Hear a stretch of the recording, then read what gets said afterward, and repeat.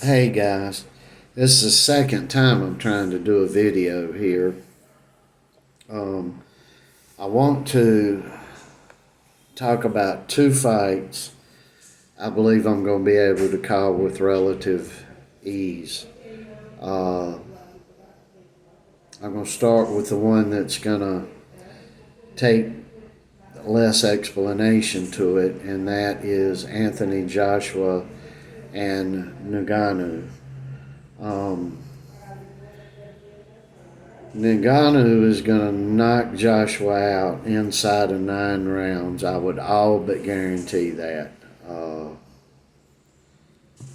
And I believe that because I believe Joshua has been suffering very bad, unchecked, and unthought about psychological issues, which no one around him, including everybody that's been training him, I believe Garcia was even in the camp, and I don't know what's wrong with trainers under 60 today. It's like hardly anybody has a lick of sense when it comes to the psychology of the sport.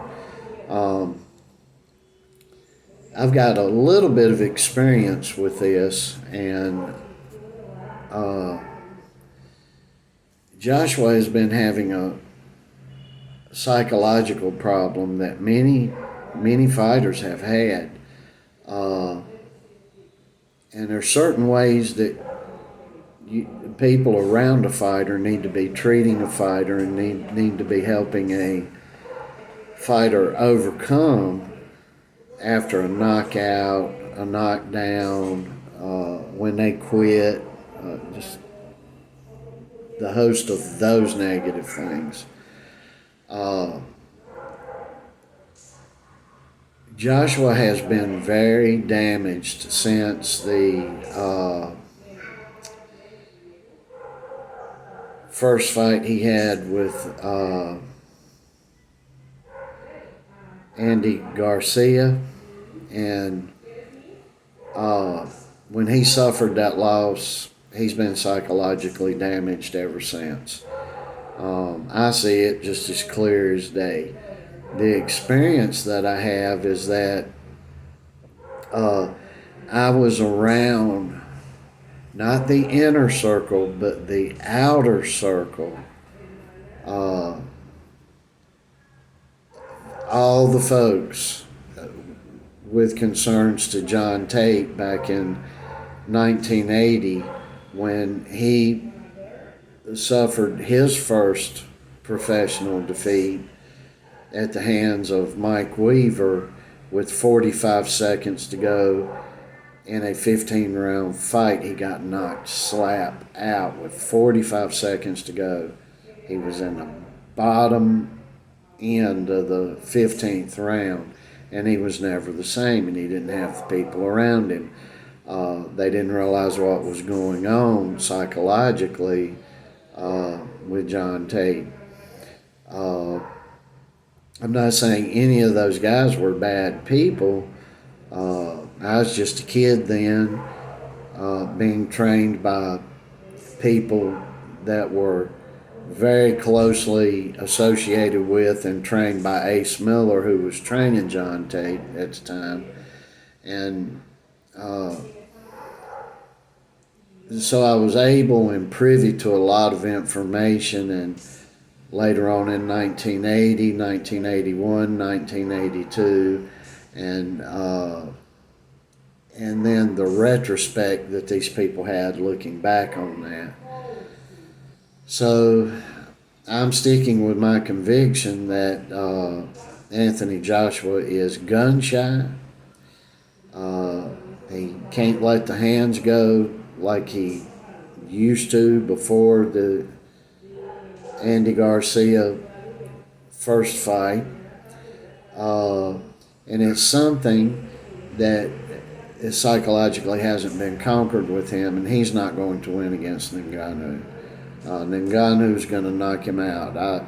It'll be inside of 9 rounds, and it'll probably be much sooner. But Joshua doesn't stand a chance against this big man.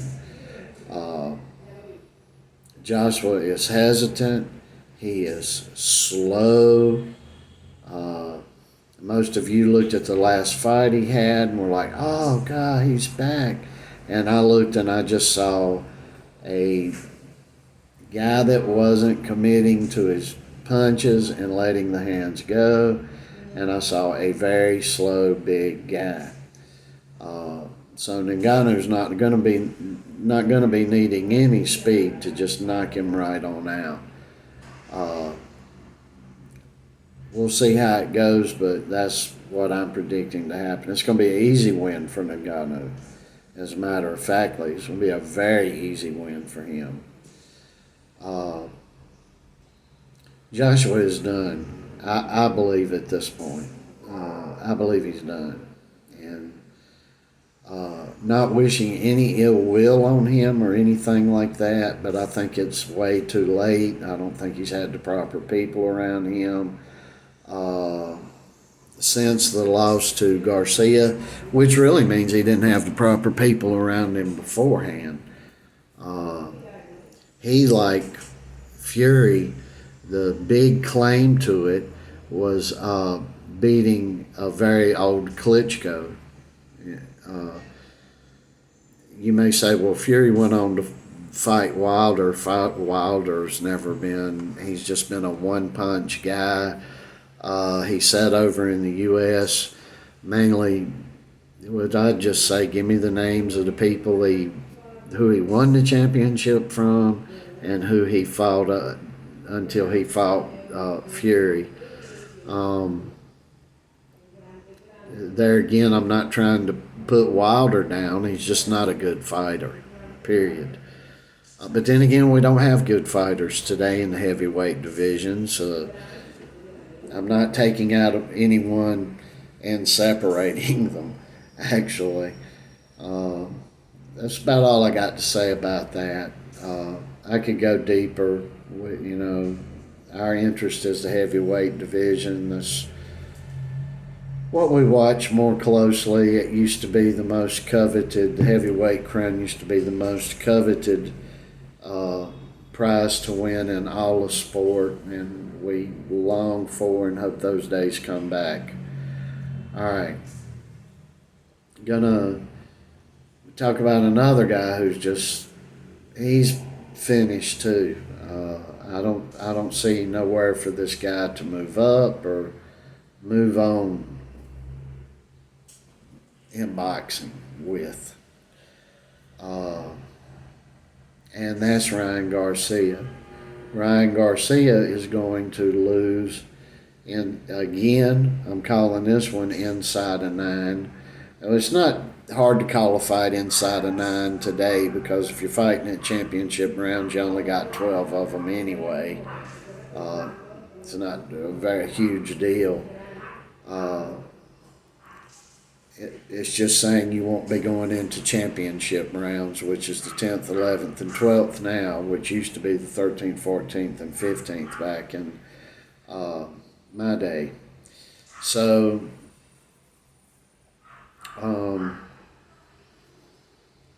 I've seen a big difference in Garcia. They're bringing up the pot smoking. It's even been levied against him about cocaine use.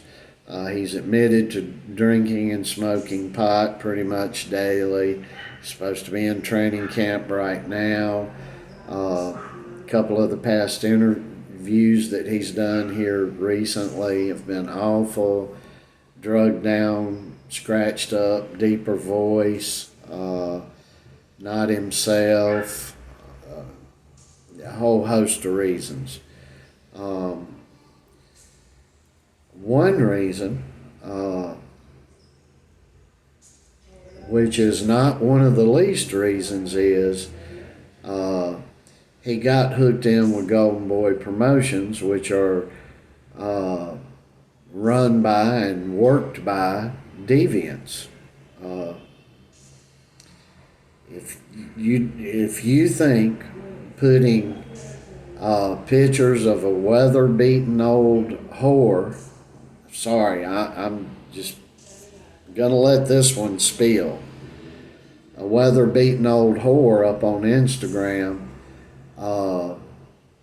and with a boob job, and pictures of yourself half naked. You got a seashell covering your private parts, and you a man, and ironing naked.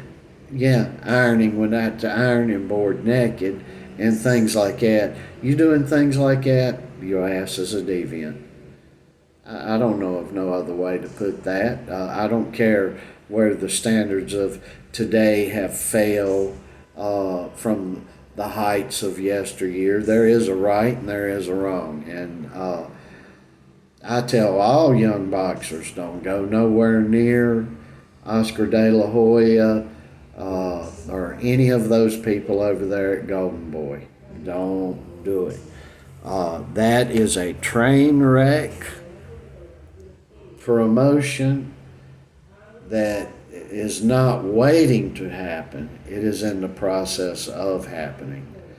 There will be a day, you mark my words, that you are going to be sitting back and you are going to be looking at a very poor Bernard Hopkins and Oscar De La Hoya and other people that are flying high and temporarily rich at the moment. And they've played a huge part. And the other part is Dad got Ryan Garcia where he was at, and Dad is not involved like he should be right now. And that's Ryan Garcia's dad. It's like they've made the money, and Dad's like all liberalized and just telling people what they want to hear and being nice and all that. The other thing is he's admitted to the pot and the drinking, so probably other stuff is going on with the boy. He's just 25 years old, and we'll all see. He's come to the end of the road. Haney's going to whoop this boy like a red-headed stepchild. And that's exactly what's going to happen in this fight. Garcia may have a fight or three left. May win a minor championship at some point or another in another weight division. But he's done as far as being labeled as any future great, potential great, or great is done with that kid. He's gone. He was saying, "Oh, I got over $100 million and I don't need nothing." That's a problem right there. You got $100 million, you don't need to yes people around you. You need people to really stay on top of you and help you, be in discernment with you, and keep you in line and keep you in check. You need to be hearing a bunch of stuff you don't want to hear. That's true in all. You can't, the CEO of the Ford Motor Company, if he's sitting around a bunch of yes people and not hearing a bunch of things he doesn't want to hear, nothing gets corrected, nothing gets improved upon, everything gets complacent, and it goes downhill. It's just life.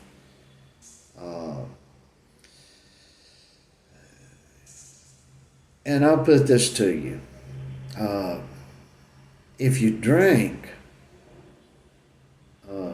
none of this while you're supposedly in training camp, which supposedly Garcia's in training camp, to my understanding, it's done started. I don't know, maybe I'm wrong on that, but it was to my understanding he's already started training camp and smoking pot and drinking, and it will not work with anyone.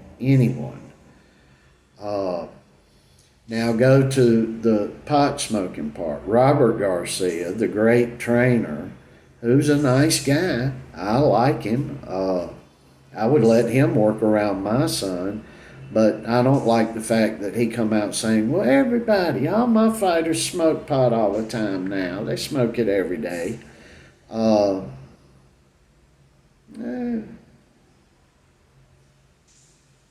I would, in all due respect to Robert Garcia, if he sees this message, I got a 15-year-old kid here. If you got anybody 17 or under that, he's about 180 something pounds right now. You got a kid 20 pounds over or 20 pounds under, and you like to give a few go rounds with Joe, we'd more than welcome it. We can't find sparring partners, and we'll show you pot doesn't work if all your guys are smoking pot. We'll show you very quickly and concisely and very clearly. You'll know it don't work. It's been known since time immemorial. People get out here, they get drunk. They get riled up and they fight. You get out here and you smoke pot and you get low and you get even killed, and your motivation, pretty much you say even killed is a motivation killer. And I'm not judging you if you smoke pot. I'm just saying it's not the thing to be doing if you're a fighter, and especially not while you're training. And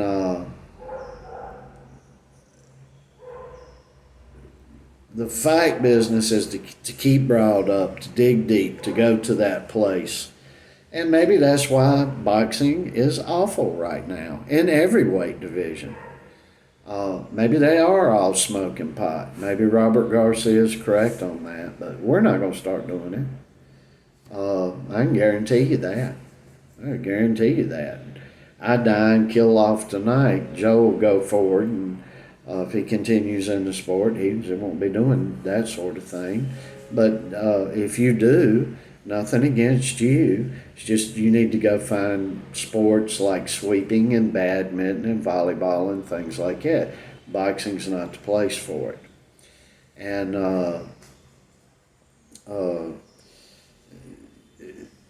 that sort of thing mellows you. And the combination just doesn't work. And it's probably why you quit. You get hit, you don't like it, and you quit. You take a knee and you quit. That's what pot will do to you. It's all coming together now with that boy, because he, as soon as it gets adverse to him, he's so mellow, he'll just quit. There ain't no place to go dig deep to go. He might as well drink a 6-pack of Budweiser before he gets in the ring. It doing better justice. Might be sloppy, but at least he could dig down to an angry place to continue a fight. I don't know. That's my old man opinions on that portion of what I was talking about. But I'm all but guaranteeing Joshua's going to get knocked out, and Garcia is going to get knocked out. Now, when I say knocked out, it wouldn't surprise me if they're both laying on the mat or the canvas and out cold, but they're going to get KO'd or TKO'd inside of 9. That's my call. Don't mean no ill will towards either one of the ones I'm picking to lose. If you'll notice, I haven't been hyping up the guys that I think are going to win. Pretty much know who are going to win. All but guaranteed. But Joshua and Garcia don't stand a chance from the glass I'm looking through right now and from what I'm seeing. So there's a lot. The pot thing and the ass showing with Ryan Garcia here lately has been awful. It's terrible for boxing. For Robert Garcia to come out yesterday and put out the statements that he put out. All my fighters are smoking pot every day. It's just awful for the sport. You got trainers saying crazy things. You got promoters getting online being half naked. it's just a sad state of affairs in this sport. Nobody knows how to keep private no more. Uh, maybe it'll if Joe continues, he's going to be great. I see that. If whether you see it or not is irrespective of the reality we know is going to happen. No offense to you, but it's probably good Joe don't talk much. He's very private, way more private than I am. If I didn't talk, really, nobody would know who he was. And it's not that he's like got a speech impediment or anything like that. He just don't talk much. Period. What he lacks in talking, he more than makes up for in work, and I appreciate that. Maybe it's going to be a guy come along that don't talk. It's going to bring the sport back. Everybody's looking for something in a flashy package, yelling the loudest to bring the sport back. Maybe it's a plain brown wrapped package. The old brown wrapping paper. Maybe it's a plain wrapped brown package that we get. No frills, not a lot of mouth, not a lot of this or that brings this sport back. Because Lord knows everything else ain't working. We have no trainers, and especially speaking on the U.S. end of it, we have no trainers, really, really good trainers in the United States. They suck, especially at higher weight divisions. We've got an Olympic team that's doing that last month, the first 2 weeks of the month, put out more dessert baking videos out than they did anything to do with boxing. Yeah, our Olympic Boxing USA. One of our brightest prospects is a comedian. No offense to him. He's going to be fighting, I think, in a couple of weekends. A comedian with, clown hair. No offense to him. He's a nice guy. But it's just we've got to wake up, especially in the U.S., to bring some boxing back. And if we don't, the U.K. is just going to hold every weight division. That's what's going to happen. I look at all these guys. I don't see nobody that's really great. Nobody. We don't have combinations of fighters that are fighting each other, that are producing trilogies or anything like that. We don't have a Fab 4. We don't have a Fab 1. And we need to...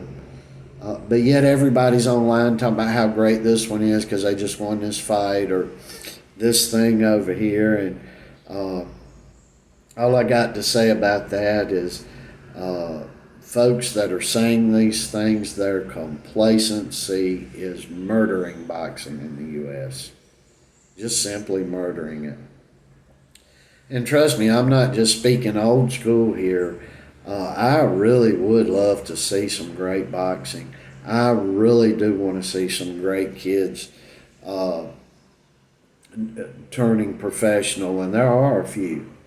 And I feel bad for the rest of you when they get through. Sport is just really, really lacking. Really lacking. And when you would stand there as an old man and say, don't go over here to this promoter, they're deviants. It used to be, hey, be careful with them, they're going to nickel and dime you to death and you're going to be broke. Now it's, watch them. Keep your clothes on around these perverts. And it's just a sad state of affairs. But anyway, that's my picks on those two fights anyway. As we get closer to some other ones that I think I have figured out, I'll put some predictions out. I hope everybody has a great weekend, and I pray that God's blessings are bestowed very fruitfully on my Christian brothers and sisters.